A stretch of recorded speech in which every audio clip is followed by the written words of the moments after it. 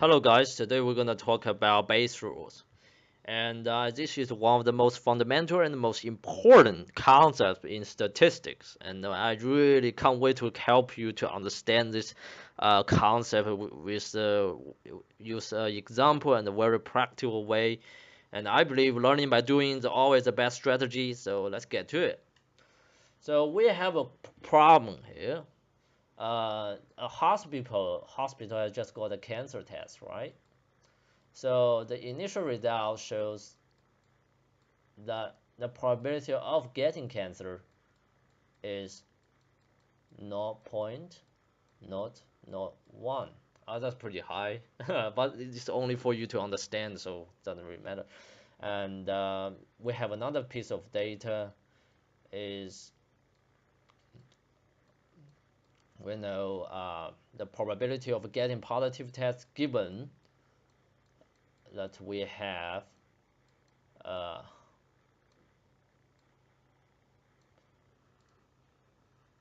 we have a cancer is 0.8. We also have another piece of information is the probability of getting a positive test given that we do not have cancer, and that is 0.2. So what do we actually need to know is we want to find out the probability of getting cancer given that we have a positive test.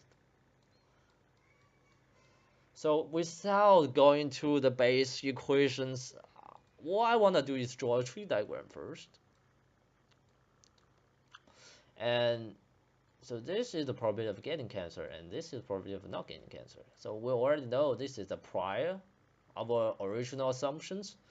So the upper branch will have a probability of 0.01, and the lower branch will have a probability of 0.999, right? Then we introduce observations, right? So what are the observations? Well, we have a probability of getting positive tests given that we have a cancer, and this is 0.8. And of course, using 1 minus 0.8, we get a probability of getting a negative test given that we have a cancer. That is 0.2. Then here we also have a probability of getting a positive test given we do not have this test. We do not have cancer, sorry. So this bit will be 0.2. And of course, likewise, the probability of getting a negative test given that we do not have cancer is 0.8. That look a bit confusing, but let me just explain what do we need to know. So what is this? This is basically the probability of getting cancer given I have a positive test. So we need to kind of find the probability of getting cancer and a positive test.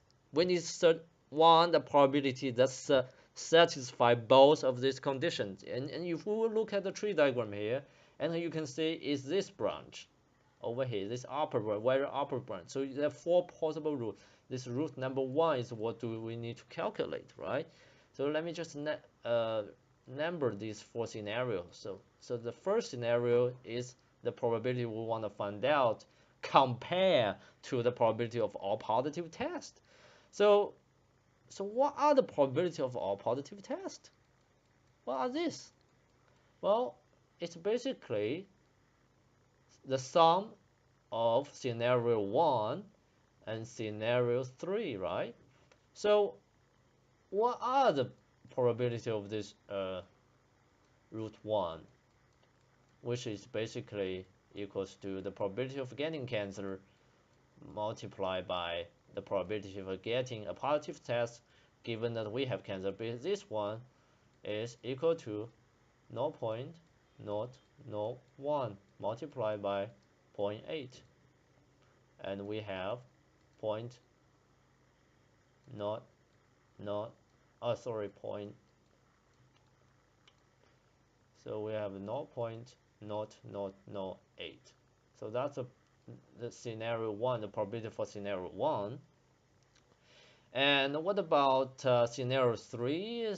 Scenario 3 is uh, the probability of not getting cancer multiplied by the probability of getting positive test given that we do not have cancer, and that is 0.999 divided, multiplied by 0.2.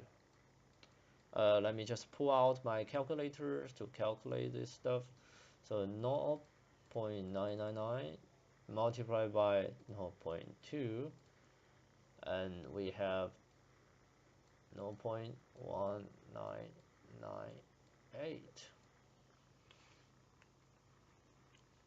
So that's that. So now,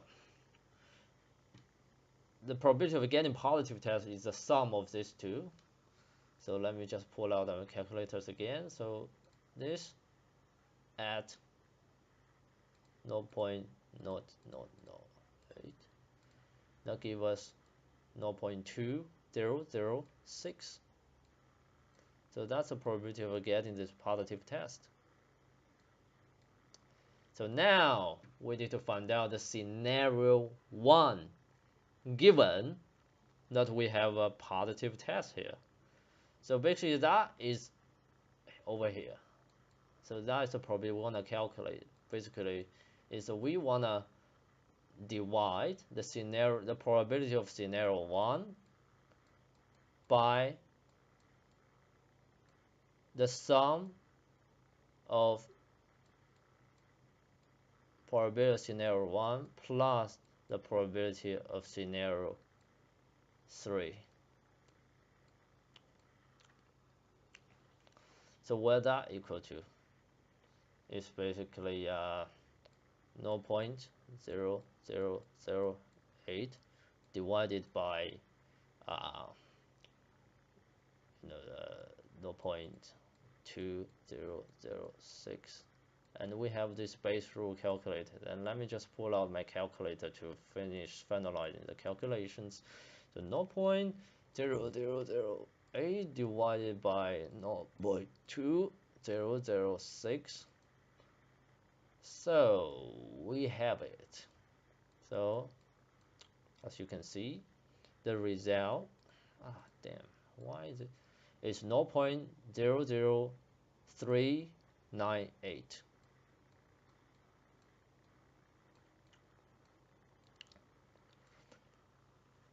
So definitely, if you compare this posterior probability with this prior knowledge, you can see that it's definitely increased a lot. Because now, of course, if a test is positive, you are more likely to get cancer, right? So if we rewrite that, if we just go to the page to compare what we have, the conclusion we just got with the base rule itself. So the base rule is the probability of A given B. So I always write the denominator first. So the probability of B given A. So this is basically finding the correct branch. You want the find, we have so many different scenarios, right?